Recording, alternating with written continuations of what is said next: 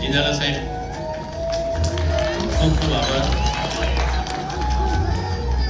સંયુક્ત કરતા હોય એ ખૂબ અઘરી વસ્તુ હોય છે. ખૂબ નમ્ર વિનંતી છે કે તેઓ સ્ટેજ ઉપર આવશો પ્લીઝ. દ્વિતીય ક્રમાંક પ્રાપ્ત કરે છે ઋત્વી લાલજીભાઈ લાડુ. ખૂબ ઉપયોગી થાય. કોંગ્રેચ્યુલેશન ઈરવા.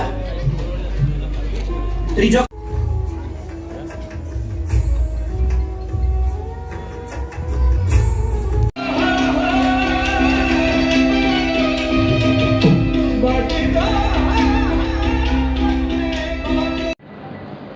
તમારું નામ પરિચય? મારું નામ ભરતભાઈ ઝાલા છે.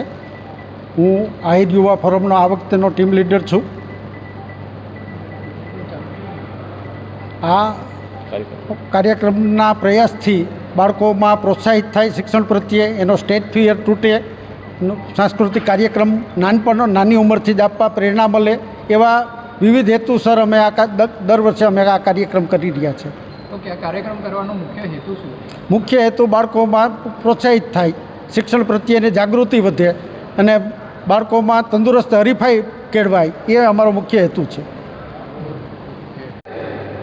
ઓકે, તમારું નામ પરિચય? હું લખુભાઈ જોગલ, નિવૃત્ત ડેપ્યુટી સેક્રેટરી છું અને આજે અમે 25 વર્ષથી આ કાર્યક્રમ કરી આવીએ છીએ.